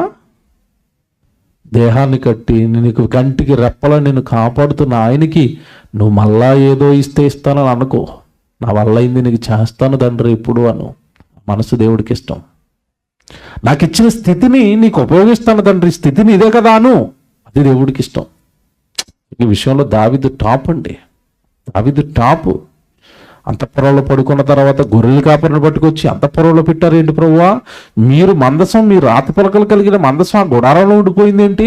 నేను ఎక్కడ ఉండటం ఏంటి, మీరు అక్కడ ఉండటం ఏంటి? ఇది అసలు నాకు నచ్చడం లేదు, ఇప్పుడు నేను ఏం కట్టేస్తాను? మీకు మందిరం కట్టేస్తాను. చూసారండి ఎలా ఆలోచించాడు? చూసారా? దేవుడికి ఏదో ఇస్తే ఇవ్వటం కాదు, ఈ స్థితి మారుతుంది అంటే దేవుడు నన్ను ఈ స్థితిలో ఉంచాడు కదా, నేను ఏమి ఇవ్వాలని ఆలోచించాలి. ఇప్పుడు మీరు బాగా ఆలోచిస్తే దైవ ప్రేమికులు ఎవరైతే ఉంటారో వాళ్ళకి దేవుడు ఏదో సిద్ధం చేస్తాడట. అది కంటికి కనబడదట, చెవికి వినబడదట, హృదయానికి ఎంత ఆలోచించినా గోచరం కాదట. ఇది కంప్లీట్గా అందరికీ కాదట. అందరికీ ప్రకృతి, అందరికీ ఇది అంత ఇచ్చేసాడు. ఇది మళ్ళీ చెప్తున్నాడు పదే పదే, ఇది మీకు అర్థమైతేనే ముందుకెళ్ళిన విషయాలు నాకు అర్థమవుతాయి. ఇది అందరికీ కాదు, కేవలం దేవుడిని దేవుడిగా తన్ను ప్రేమించే వారి కొరకు మాత్రమే సిద్ధం చేస్తున్నాడు. ఇది మనకు అర్థం అవ్వాలి. ముందుగా దేవుడిని ప్రేమించే వారికి దేవుడు ఏం సిద్ధం చేస్తున్నాడో అర్థం కావాలి అంటే అసలు ఫస్ట్ మనకు అర్థం కావాల్సింది ఏంటంటే అసలు దేవుడిని ప్రేమించటం ఎలాగా, ఇది అర్థం అవ్వాలి. అంతే కదండి. దేవుడిని ప్రేమించటం ఎలాగా? దేవుడిని ప్రేమించటం కూడా నేర్చుకోవాలి. భూమి మీద ఉన్న మనిషి ప్రేమించడం నేర్చుకుంటాడు, స్వతహాగా తెలియదు మనిషికి. మీకు అర్థం కావాలి అంటే ఒక అమ్మాయికి వివాహం చేసిన తర్వాత బిడ్డ పుడతాడు. బిడ్డ పుట్టిన తర్వాత ఆ బిడ్డని ఎలా ప్రేమించాలో, ఎలా పెంచాలో అప్పుడే బిడ్డని కన్నా ఈ అమ్మాయికి తెలీదు. ఎవరు నేర్పిస్తారో తెలుసండి? వీళ్ళ అమ్మ ఉంటుంది, వాళ్ళ అమ్మమ్మ ఉంటుంది, వాళ్ళ అమ్మమ్మ నేర్పిస్తుంది. వాడికి ఇలా స్నానం చేయించాలి, నువ్వు ఇలా రివర్స్లో స్నానం చేస్తే ముక్కులోకి నీళ్ళు వెళ్ళిపోయి వాడు చచ్చిపోతాడే, వాడికి స్నానం ఇలా చేయించాలి, వాడి చేతులలో లాగుతూ ఉండాలి పొడుగు కావడానికి, వాడికి ఆ తెల్లవారు లేవంగానే వాడి నెత్తి మీద నూనె వేయాలి, మానుకుపోవాలంటే వాడు నెత్తి అందంగా ఉండాలంటే తెల్లవారు లేవంగానే వాడి నెత్తి మీద నూనె వేయాలి, వాడిని ఎలా ప్రేమించుకోవాలి, వాడిని ఎలా పెంచుకొని పెద్ద చేసుకోవాలి. ఎవరు నేర్పుతున్నారు? అమ్మ నేర్పుతుంది. కూతురికి బిడ్డను ఎలా ప్రేమించుకోవాలో తెలీదా మనిషి కంటే తెలియదంటే, బిడ్డనే ప్రేమించడం తెలియదు నీకు దేవుణ్ణి ప్రేమించాలి ఎలాగో నాకు తెలిసిపోయింది అనుకుని చాలామంది అమాయకంగా నేను ఆదివారం గుడికి వెళ్ళేస్తానని నాకు దేవుడు అంటే చాలా ఇష్టం, నేను దేవుణ్ణి ప్రేమిస్తున్నాను అంటారు. నువ్వు అనుకుంటే సరిపోదు, ఆయన్ని నువ్వు ప్రేమిస్తున్నావో లేదో దేవుడు వాక్యం ద్వారా నీకు చెప్తాడు. ఇది నీ జీవితంలో జరుగుతుంటే నువ్వు నన్ను ప్రేమిస్తున్నట్టు. నేనే చెప్తాను ఎలా ప్రేమించాలి, నీకు తెలియదు కదా. నీ బిడ్డనే ప్రేమించుకోవటం తెలియదు నీకు, నన్ను ఎలా ప్రేమించాలో నీకు తెలుసు అనుకోవటం పొరపాటు, నీకు తెలీదు. నన్ను ఎలా ప్రేమిస్తే నేను ఆనందంగా ఉంటానో నేనే చెప్తాను మీకు. వివాహమైన తొలినాళ్ళల్లో భార్య భర్తతో చెప్తుంది అన్నీ, నాకు ఈ రంగు అంటే ఇష్టం అండి, నాకు ఈ స్వీట్ అంటే ఇష్టం అండి, నాకు ఇలా ఉంటే నాకు ఇష్టం అండి. అప్పుడు అవన్నీ భర్త తెలుసుకుని ఆ ఇష్టాలను బట్టి ఆహా ఈ కలర్ చీర పట్టుకొస్తే ఈవిడికి ఆనందంగా ఉంటుంది కనుక ఆవిడకి ఇష్టమైంది రంగు అని ఆ రంగువే కొనిపెడుతూ ఉంటాడు. ప్రేమించటం నేర్చుకోవాలి.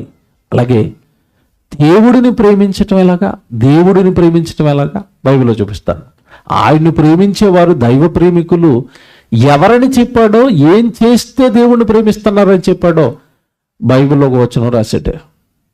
యోహాను గారు రాసిన మొదటి పత్రిక 3వ అధ్యాయము 18వ వచనం చూద్దాం. బైబిల్లో యోహాను 3వ అధ్యాయము 18వ వచనం చూద్దాం. బైబిల్లో యోహాను గారు రాసిన మొదటి పత్రిక 3వ అధ్యాయము 18వ వచనం. చిన్నపిల్లలారా, మాటతోనూ నాలుకతోనూ కాక క్రియతోనూ సత్యముతోనూ ప్రేమింతుము అన్నాడు. మీకు మాట చెప్తాను, జాగ్రత్తగా వినండి. ఇది మీరు చాలాసార్లు చదివిన వచనమే. దేవుడిని ఎలా ప్రేమించాలో చెప్పాడు.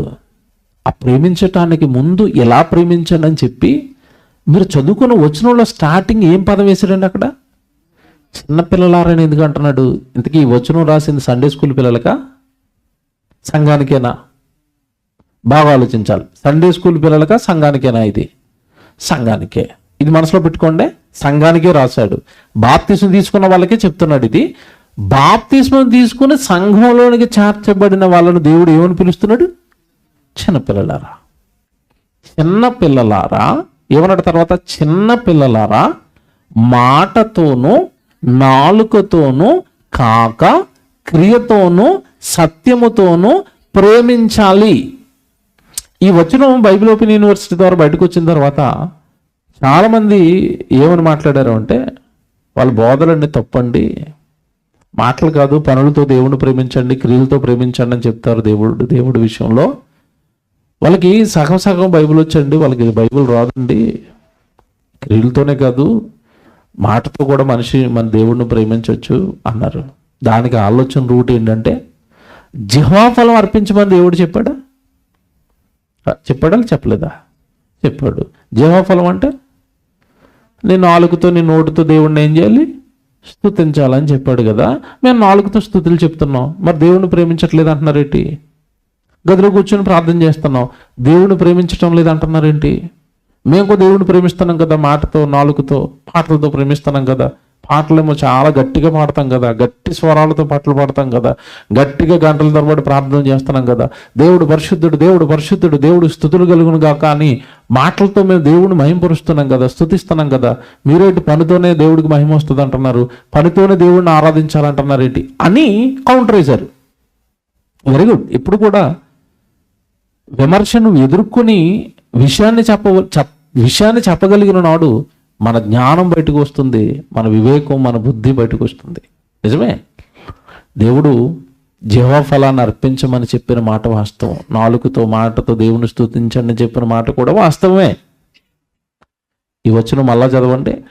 అది ఇప్పుడు నేను చెప్పిన అది వాస్తవమే. నోటితోనూ నాలుగుతోనూ దేవుడు మహిమపరచొచ్చు అన్నది మనసులో పెట్టుకుని ఇప్పుడు ఆ వచనం చదవండి. ఏముంది అక్కడ? చిన్న పిల్లలారా, మాటతోనూ నాలుకతోనూ కాక. ఇక్కడ ఆగిపోండి. ఇప్పుడు ఆగిపోండి. ఇక్కడ ఈ మాటతోనూ నాలుకతోనూ దేవుడిని స్తుతిస్తున్న వాళ్ళందరికీ దేవుడిచ్చిన సర్టిఫికెట్ ఏంటి చెప్పండి. అక్కడ ఎవరట? ఎవరన్నారు? చిన్నపిల్లలు. నేను అడుగుతున్నాను, నువ్వు దేవుడిలో ఎంతకాలం చిన్నపిల్లడుగా ఉండిపోతావు? ఇది మీకు అర్థం, సూపర్ లాజిక్ ఉంది, అక్కడ చెప్తాను నేను, జాగ్రత్తగా వినండి. చిన్నపిల్లలు మాటతో నాలుకతో ప్రేమిస్తారు. మీరు అలా కాక పెద్దవాళ్ళైపోయి క్రియలతో, సత్యం అనగా వాక్యంతో నన్ను ప్రేమించండి. ఇప్పుడు నేను అడుగుతున్నాను, ఎవరైతే మేము మాటతో స్తుతించటం లేదా, నాలుగుతో అర్పణలు అర్పించట్లేదా అంటే, మీరు అర్పించండి, కానీ దేవుడు మీకు ఇచ్చిన సర్టిఫికేట్ ఏంటో తెలుసా? అది. ఇప్పుడు మీ గర్భాన పుట్టిన మీ కొడుకు చిన్నపిల్లడు 30 సంవత్సరాలు అయిపోయినా ఎంతే ఉంటున్నాడు. అప్పుడు ఏం చేస్తారు మీరు? మా ఓడంటే మాకు చాలా ముద్దండి, మా ఓడికి 30 సంవత్సరాలు ఎంతే ఉంటాడండి అని చెప్తావా? ఎదగట్లేదని ఏడుతావా? నీ కొడుకు చిన్నపిల్లడు ఎదగకపోతే ఏడుతావు. నువ్వు మాట దగ్గరే, నాలుగు దగ్గర చిన్నపిల్లడుగా ఉండిపోతే దేవుడు బాధపడ్డా? ఏమండి? ఇది Bible open university India international అంటే. సబ్జెక్టు చెప్పాలి అంటే, సబ్జెక్టు నేర్చుకోవాలి అంటే మా దగ్గరికి రండి, మీకు బైబిల్ తెలియాలి. చిన్నపిల్లలుగా మీరు ఎంతకాలం ఉండిపోతారు నాయన? అలా కాక అనడం అనలేదు అక్కడ. చిన్నపిల్లలారా, మాటతోనూ నాలుకతోనూ కాక పెద్దవాళ్ళుగా క్రియలతో, సత్యముతో నన్ను ప్రేమించండి. అంటే ఇప్పుడు దేవుడిని ప్రేమించటం, దైవ ప్రేమికులు ఎవరో చెప్పండి నాకు. ఎవరు? ఎవరైతే ఇలాంటి సువార్త సభలు పెడతారో, సెమినార్లు పెడతారో, వాళ్ళ కష్టాన్ని సువార్త వ్యాప్తి కోసం ఇస్తారో, సంఘ అభివృద్ధి కోసం ఇస్తారో, సేవకుడిని సేవకు పంపించడానికి వెనకాల సహకారులుగా ఉంటారు. రకరకాల పనులు కదండి సేవలో. నీ క్రియలతో నువ్వు దేవుడిని ఏమని చెప్పాలి అంటే, నేను నిన్ను ప్రేమిస్తున్నాను, నేను దైవ ప్రేమికుడిని అని నువ్వు మాటలతో చెప్పకూడదు. దేనితో చెప్పాలి? క్రియలతో చెప్పాలి. మీకు మాటకి క్రియకి ఎంత తేడా ఉంటుందో ఒక ఉదాహరణ చెప్తానండి. ఎక్కువగా క్రైస్తవ్యంలో ఏ కుటుంబంలో అయినా మేలు జరిగినప్పుడు ఓ పాట పాడతారు అందరూ. ఏ పాట పాడతారు? నీవు చేసిన ఉపకారములకు నేనేమి చెల్లింతును. పోనీ అక్కడితో ఆగారా అంటే ఆగలేదు. వేలాది నదులంతా విస్తార తైలంబు నీకిచ్చిన చాలునా అని చెల్లి ఇక్కడ నుంచుని పాట పాడుతుంది. జాగ్రత్తగా వినండి. ఇక్కడ నుంచుని, నువ్వు చేసిన ఉపకారాలకి నేను ఏం చేస్తాను తండ్రి, వేలాది నదులంత విస్తార తైలం నీకు ఇచ్చినా సరిపోతండ్రి. పాట పాడుతున్న ఆవిడ చాలా ఆనందంగా పాడుతుంది, వింటున్న వాళ్ళు చాలా ఆనందంగా ఉంటున్నారు. ఈ పాట వింటున్న దేవుడు ఆనందంగా ఉంటాడా? దేవుడు వచ్చాడు అనుకోండి, కొద్దిసేపు యేసుప్రభు అక్కడికి వచ్చాడు. వచ్చి, అమ్మ ఆగమ్మ, ఏం పాట పాడావు అన్నాడు. ఏం పాట పాడింది? వేలాది నదులంతా విస్తార తైలం నీకు ఇచ్చిన చాలున అన్నావు కదా, అంత నదులంతా తైలం నాకు వద్దు, ఎల్లుండి సెమినార్ ఉంది, 15 కేజీలు నూనె డబ్బా ఇస్తావా అని అడిగాడు. ఇస్తుందా? పాటలో ఎంత ఇస్తానని పాడింది. క్రియల్లోకి వచ్చేసరికి ఎంత అడుగుతున్నాడు? నదంతా అడిగాడా, 15 కేజీల డబ్బా అడిగాడా? ఇస్తుందా? ఎవరో రాశారు, నాకేదో గొంతు 4 ఖాళీగా ఉంది కదా, ఈయన మైక్ ఇచ్చాడు కదా అని పాట పాడేసానండి. నేను ఎందుకు ఇస్తాను? 15 కేజీలు 1000 రూపాయలు ఉంటుంది, లేవు నా దగ్గర. హాస్పిటల్కి వెళ్తే ఆవిడ 3000 బిల్లు వేసాడు. కడతారా కట్టరా? డాక్టర్ నా దగ్గర లేవు, నన్ను చంపే అంటారా? అబ్బే. అంటే దేవుడి దగ్గరకు వచ్చేసరికి, ఇక్కడ సైతాన్ ఎలా మాయ చేసిందో చెప్తాను. దేవుడి దగ్గరకు వచ్చేసరికి మనిషిని ఏం చేసిందంటే, నువ్వు జీవఫలం ఇస్తున్నావు కదా, నువ్వు పాట పాడేసావు కదా, నువ్వు సూపర్ అంటుంది అంతే. నువ్వు మోకాలేసి ప్రార్థన చేస్తున్నావు కదా, నువ్వు భక్తిపరుడు, నీకు కాకపోతే ఎవరికి ఇస్తాడు పరలోకం, పో ఇంకేం చేయకు నువ్వు అంటుంది. జీవఫలం, నేను పాట పాడుతున్నాను, నేను ప్రార్థన చేస్తున్నాను, నేను యాంకరింగ్ చేస్తున్నాను, ఇంతేనా? మాటలేనా? ఇప్పటికీ మాటలేనా? క్రియలే ఉండవా? పనులే ఉండవా? మీకు ఇంకా అర్థమవుతుంది. మన ఇంట్లో చిన్నపిల్ల ఉంటుందండి, అమ్మాయి పుట్టిందనుకోండి. అమ్మాయి పెరుగుతున్నప్పుడు అమ్మ పనులు చేస్తూ ఉంటే చూస్తూ ఉంటుంది. అమ్మ సామాన్లు కడుగుతుంది అనుకోండి, వెనకాల తిరుగుతుంది, ఆ సామాన్లు కడగటం చూస్తుంది. అమ్మ బట్టలు ఉతుక్కుంటుంది, వెనకాల వచ్చి అమ్మ బట్టలు ఉతకడం చూస్తుంది. చిన్నపిల్ల ఏమంటుంది అంటేనండి, అమ్మ నేను సామాన్లు కడిగేస్తాను అంటది. ఆ మాటకు మురిసిపోద్దండి తల్లి. ఆ వయసు ఎంత పిల్లకి? 4 సంవత్సరాలు 5 సంవత్సరాలు పాప వచ్చి అమ్మ నేను సామాన్లు కడిగేస్తాను అన్నది. అమ్మకి ఎలాగుంది సౌండ్? ఇంకా ఆ రోజు మురిసిపోయి ఎత్తుకుని ముద్దాడేసి ఆ కోళ్ళని మొత్తం చెప్తుందండి, నా కూతురు నన్ను సామాన్లు కడుగుతాను, నాకు సాయం చేస్తాను అంటుందండి. అంటది. బట్టలు తీతానమ్మా అనగానే నా కూతురు అండి నన్ను ప్రేమించిందండి, బట్టలు తీతాను అంటుందండి. అసలు దీని ఎంత ముద్దండి, నేనంటే ఎంత ఇష్టం అండి దీనికి, బట్టలు ఉతికేస్తానంటుందండి, దాని వయసు ఎంత అండి అంటది.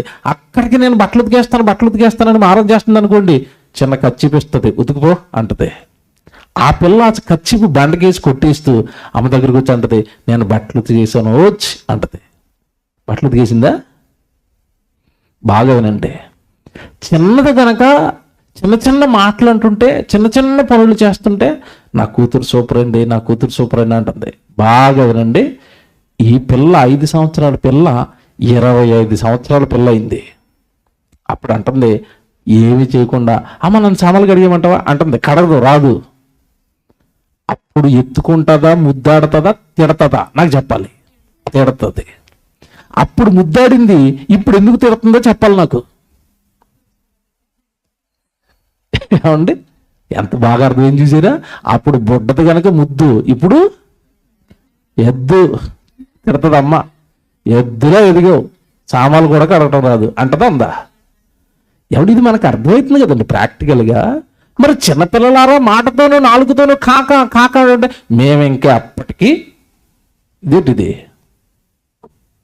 సో దేవుణ్ణి ప్రేమించటం అంటే మాటలు కాదు, చెప్పలేదు కరెక్ట్గా మనకి, మాటలు కాదు. ఏం చేస్తావు? స్టెఫన్ల రాళ్ళు దెబ్బలు తింటావా, నోహుల ఓడ కడతావా, దావీదులా యుద్ధాలు చేస్తావా, పౌలు గారిలాగా సొంత గ్రామాన్ని సొంత దేశాన్ని విడిచిపెట్టి గ్రామాన్ని తిరిగి సంఘాలు కడతావా, పెళ్ళొద్దంటావా, దెబ్బలు తింటావా, జైలుకి పోతావా? ఏం చేస్తావు? క్రియలు కావాలి నాకు. ఏం చేస్తావు నువ్వు నా కోసం? ఏం చేస్తావు? చేసినోడు పెద్దోడు, చేయనోళ్ళు అందరూ బాధపడకుండా మాట అంటున్నాను, మరగుజ్జులు. మరగుజ్జు అంటే ఏంటి? వయసు వస్తుంది కానీ సైజు ఇలాగే ఉంటాడు.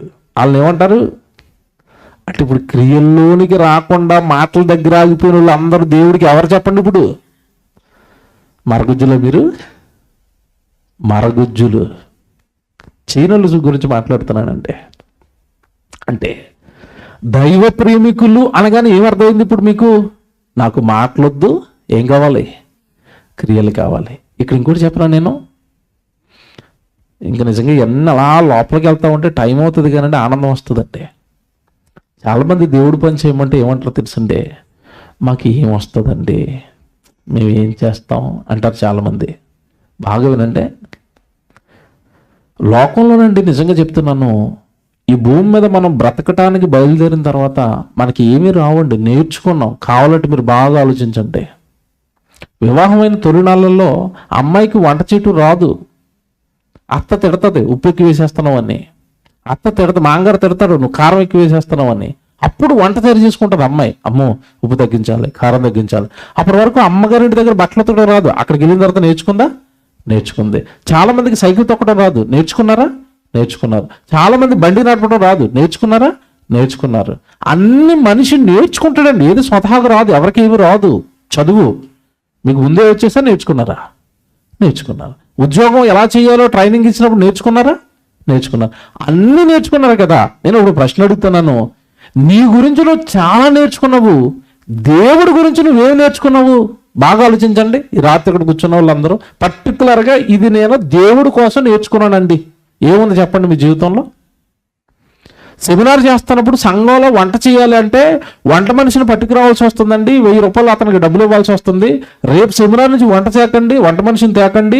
నేనే ఒక 100 మందికి వంట ఎలా చేయాలో నేర్చుకుని సంఘంలో సెమినార్లో దేవుడి పిల్లల కోసం వంట నేర్చుకున్నాను. ఎవరైనా ఉన్నారా?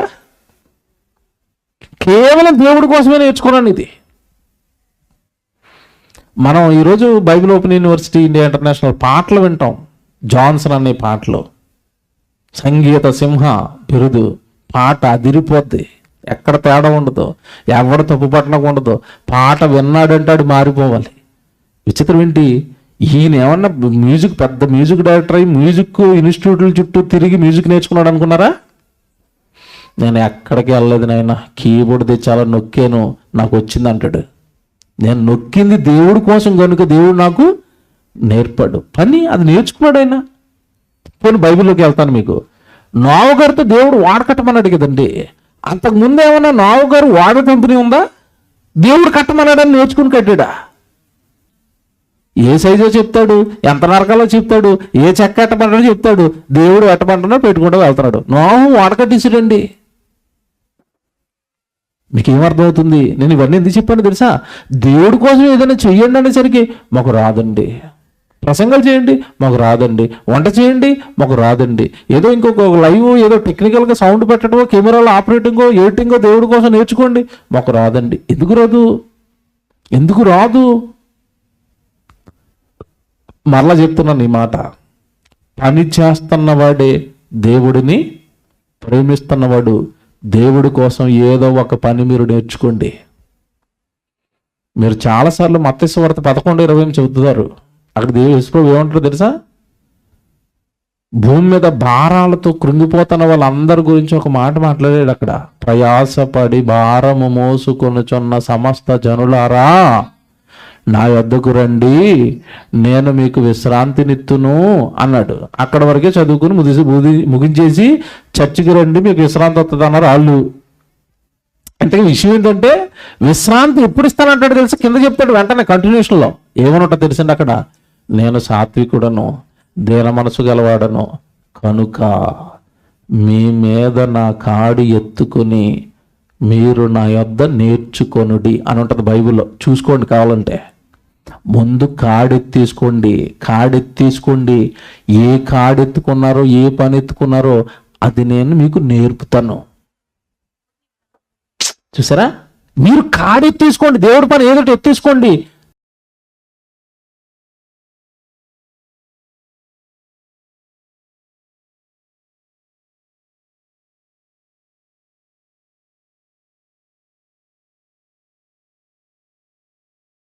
అది నేను నీకు నేర్పుతాను అన్నాడు.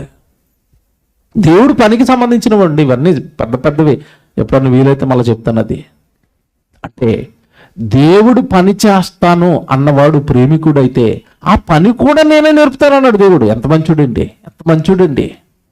ఎంత మంచి దేవుడు అండి. అలా క్రియలతో మీరు నన్ను ఏం చేయాలట? ప్రేమించాలి. మీకు పేతురు గారి సందర్భం తెలుసు. యోహాను 21లో ఉంటుంది. పేతురుతో యేసుప్రభువు అడుగుతున్నాడు, పేతురు నువ్వు నన్ను ప్రేమిస్తున్నావా అన్నప్పుడు ఏమన్నాడు? అవును ప్రభు, నేను నిన్ను ప్రేమిస్తున్నాను అన్నప్పుడు యేసుప్రభువు ఆయనకి చెప్పింది ఏంటంటే, నీవు గనక నన్ను ప్రేమిస్తే నీవు వెళ్ళి నా గొర్రెలను మేపు.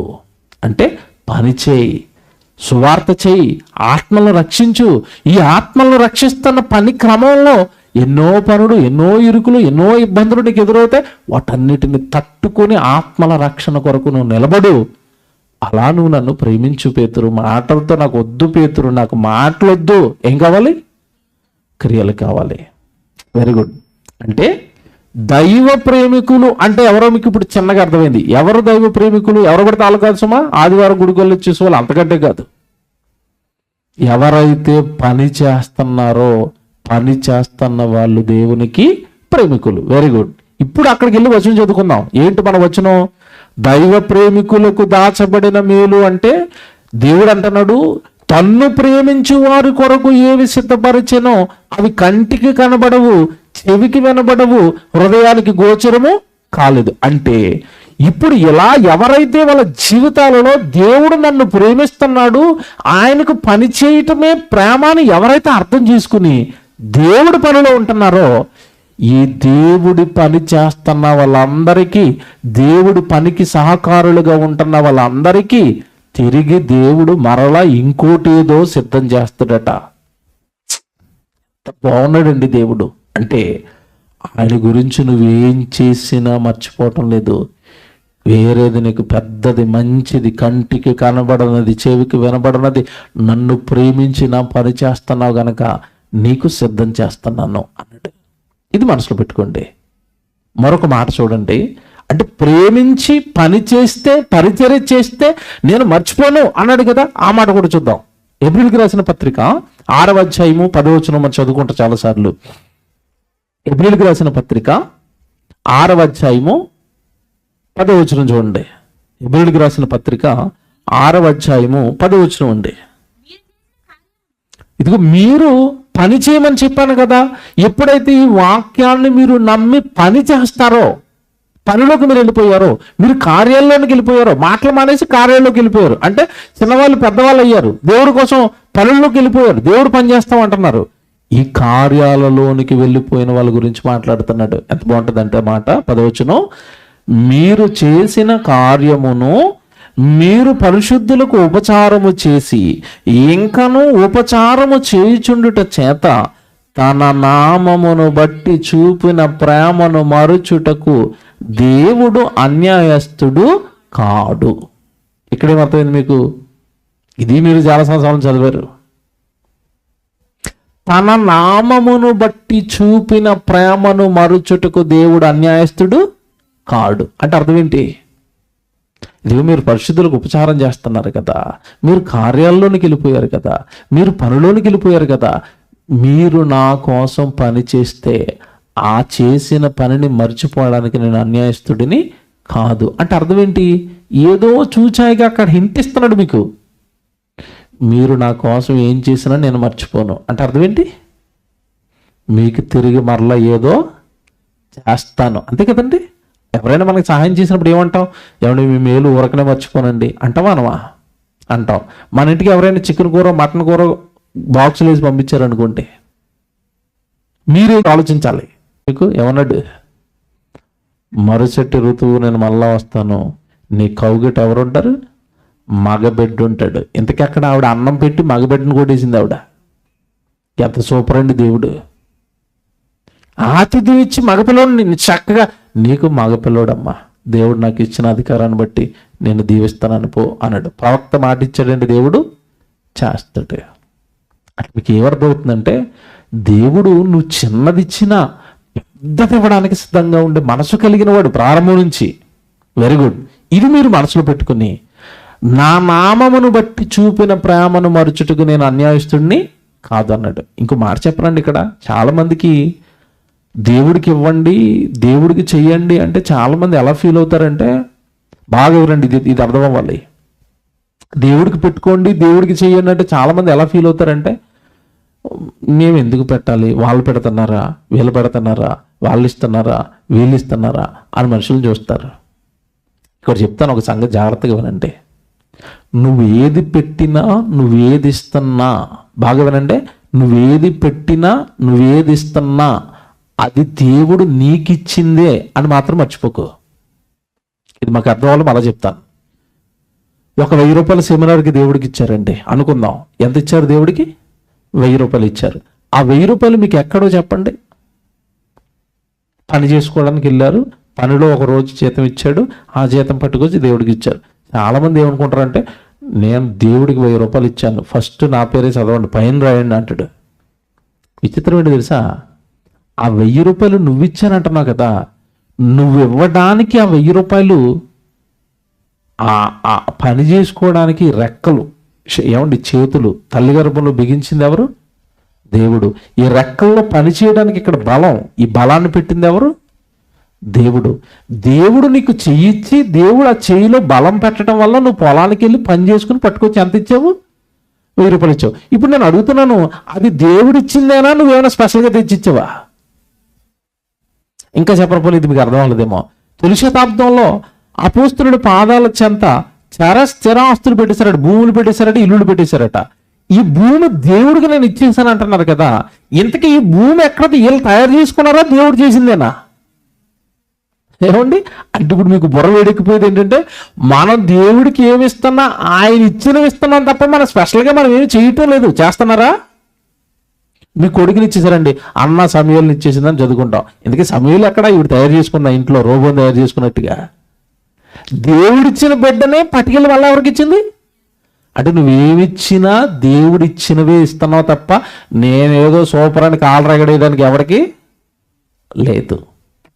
పోనీ మీకు అర్థమవుతుంది. కొడుక్కి స్వీట్లు అంటే ఇష్టం. నాన్న మా ఓడికి స్వీట్లు అంటే ఇష్టం అని 1 కేజీ లడ్డూలు పట్టుకొచ్చాడు. ఆడు చూడగానే ఎలాగుంటాడు? లడ్డూలండి మురిసిపోయి ఒక లడ్డు తీసుకుని ఏమంటే ఆ లడ్డు తినేస్తూ మంచి కూరగాయలు అయితే ఆనందంలో ఏం చేస్తారంటే ఆ లడ్డు ఇలా తీసుకున్న తర్వాత చిన్న మొక్కెరిసి నాన్న దగ్గర పట్టుకెళ్ళి నాన్న నోట్లో పెడతాడు. అప్పుడు ఏమంటాడు నాన్న? నా కొడుకు నాకు లడ్డు పెట్టాడండి, నా కొడుకు చాలా మంచోడండి, నా కొడుకు లడ్డు పెట్టాడండి. విచిత్రం అయితే ఆ లడ్డు ఎక్కడ దీనికి? లడ్డు ఎక్కడదండి? వాళ్ళ నాన్న తెచ్చిందే. ఇప్పుడు వాళ్ళ నాన్న తెచ్చిన దాంట్లోనే మొక్కెడితేనే ఎంత సంతోషమా వీడికి? సంతోషం. తండ్రి కావాలనుకుంటే 100 కేజీల లడ్డు కొనుక్కోగలడు. తినగలడా? తినలేడా? తినగలడు. కానీ అందులో లేదు సంతోషం. ఎందులో ఉంది? నీ మొక్కే కావాలి నాకు. ఇది మీకు అర్థమైతే దేవుడు ఎవడు నువ్వు పని చేయాలి, నువ్వే ఇవ్వాలని నీ వెనకాల పడుతున్నాడు కదా. నీ వెనకాల పడుతున్నావు. నువ్వు ఎలా ఆలోచిస్తున్నావు? నేనైతే ఎలా ఆలోచిస్తాను? నువ్వు ఎలా ఆలోచిస్తున్నావు? అమ్మో ఇప్పుడు నేను దేవుడికి ఏదో పెట్టేశాను సూపర్ అని అనుకుంటున్నావేమో. నువ్వు కాకపోతే ఆయన 100 మంది 1,000,000 మంది ఉన్నారండి దేవుడికి.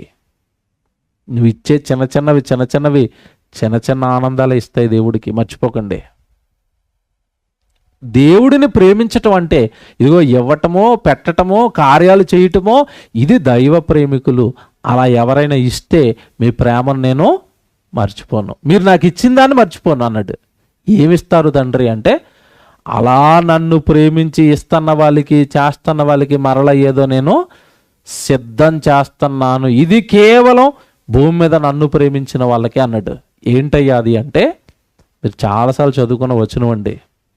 యోహాను సువార్త ఏం సిద్ధం చేస్తాడు దేవుడు అంటే, యోహాను సువార్త 14వ అధ్యాయము 2-3 వచనాలు జాగ్రత్తగా చదవండి.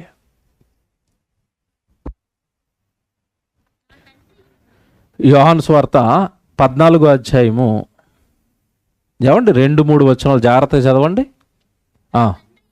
నా తండ్రి ఎంట అనేక నివాసములు కలవు. తండ్రి ఎంట, ఎక్కడ తండ్రి ఇల్లు? పరలోకం. తెలుసు కదా మీకు, మన తండ్రి ఉన్న ఇల్లు ఎక్కడ? పరలోకం. నా తండ్రి ఎంట నివాసాలు ఎన్ని ఉన్నాయట? అనేకం. ఇది అండర్లైన్ చేసుకోండి, దీన్ని విప్పుతాను మళ్ళీ.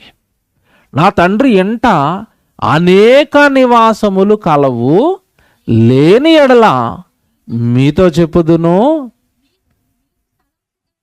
ఇది అండర్లైన్ చేసుకోండి. మీకు స్థలము సిద్ధపరచ వెళతన్నాను. ఆన్సర్ వచ్చింది చూడండి. ఇదిగో నా కోసం బ్రతికిన శిష్యులారా, నా కోసం ప్రాణం పెట్టడానికి సిద్ధపడిన వారులారా, నా సువార్త చేస్తున్న వారులారా, నా వాక్యం చెప్పడానికి వెళుతున్న వారులారా, నా రాజ్యం కడుతున్న వారులారా, నా ఆత్మలను రక్షిస్తున్న వారులారా, నా కొరకు పనిచేస్తున్న వారులారా, మీకు నా తండ్రి ఎంట అనేక నివాసములు కలవు, వాటిలో ఏదో ఒక నివాసం, ఏదో ఒక స్థలాన్ని మీకు సిద్ధం చేయడానికి వెళుతున్నాను. ఇది యేసుక్రీస్తు వారు చచ్చిపోయిన వాళ్ళందరికీ సిద్ధం చేస్తాడా? దేవుడు పనిచేసిన వాళ్ళకి సిద్ధం చేస్తాడా? అంటే దైవ ప్రేమికులకు దేవుడు సిద్ధం చేస్తున్నది ఏంటి చెప్పండి ఇప్పుడు? పరలోక స్థలం. That's it. ఇదే ఆన్సర్. అయిపోయింది పాఠం.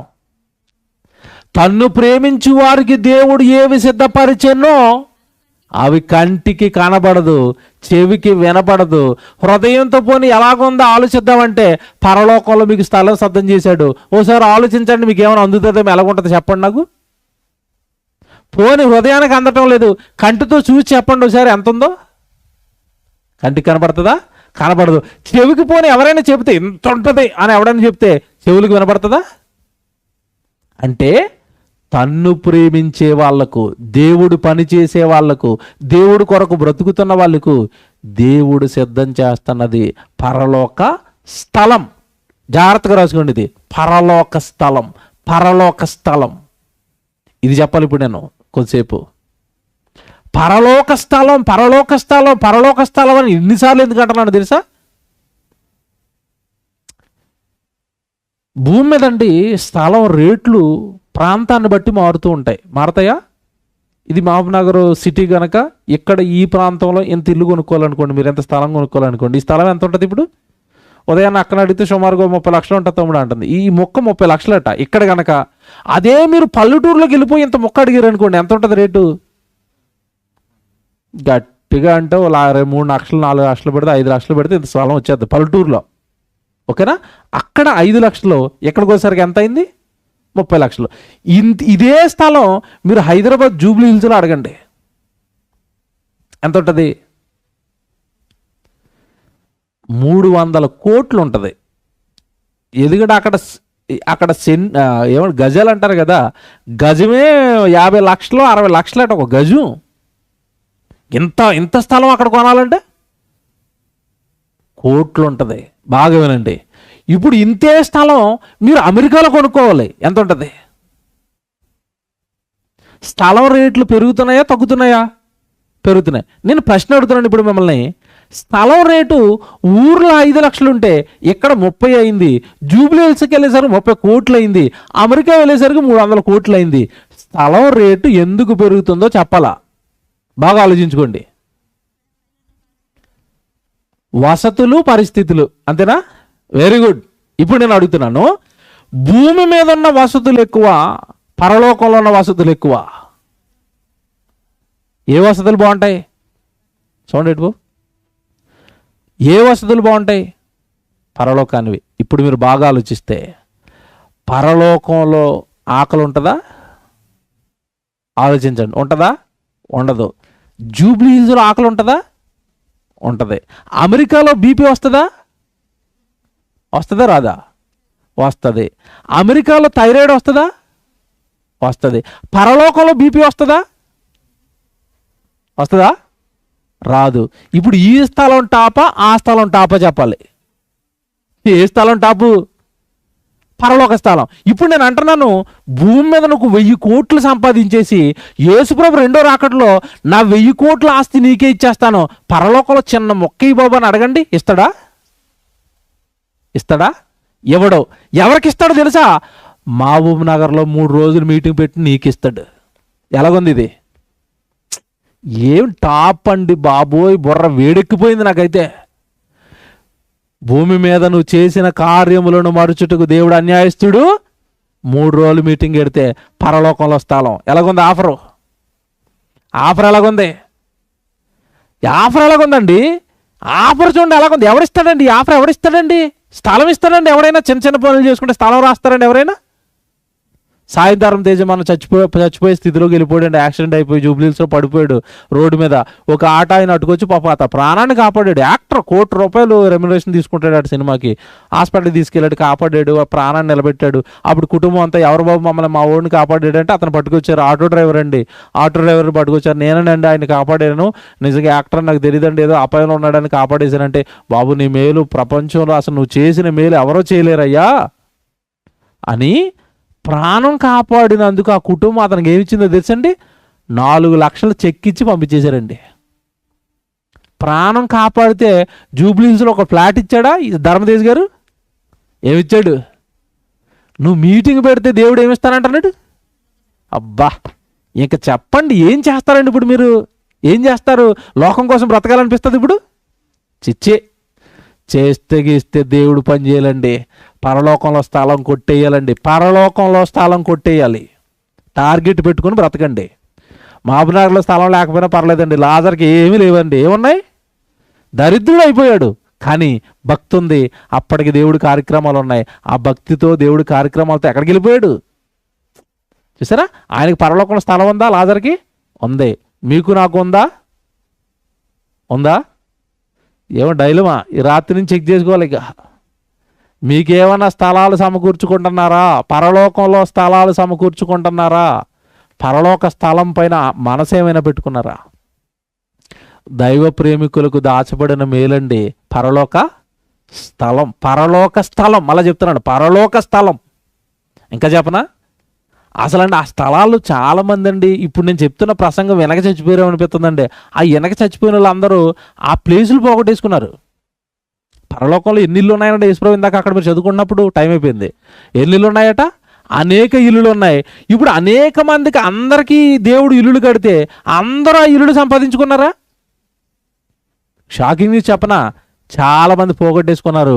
అందులో ఇస్కరియోతు యోధాగాడు ఆడు ఇల్లు పోగొట్టేసుకున్నాడు. యేసులో చెప్పాడు, అది మనకు బైబిల్లో చెప్పాడా? యోధా తన చోటికి పోవుటకు తప్పిపోయాడు అంటే ఆడు ఇల్లు ఖాళీ అని ఇప్పుడు ఖాళీనా? ఇప్పుడు మీరు ఎక్కువ పని చేస్తే ఇస్కరియోతు యోధాగాడి ఇల్లు కూడా మీకే రాసేస్తాడు. అదే చెప్తున్నాడు యేసుప్రభువు అక్కడ. ఏమని? నేను మీకు స్థలము సిద్ధపరచ అంటే అర్థం ఏంటి తెలుసా? నీకెన్ని ఇల్లులు ఇవ్వాలి, నీకెన్ని ఇవ్వాలి, ఎవరికి ఎంత స్థలం ఇవ్వాలని డిసైడ్ చేయడానికి వెళ్తున్నాను. మీరు హ్యాపీగా పని చేసుకోండి, నేను ఆ పని చేస్తాను అక్కడ. ఏ పని? ఇప్పుడు చెప్పండి, దేవుడు పని చేస్తే ఏం దొరుకుతుంది మనకి? పరలోక స్థలం. దేవుడు పని చేయండి, దేవుడు పని చేయండి, పరలోకంలో స్థలం సంపాదించుకోండి.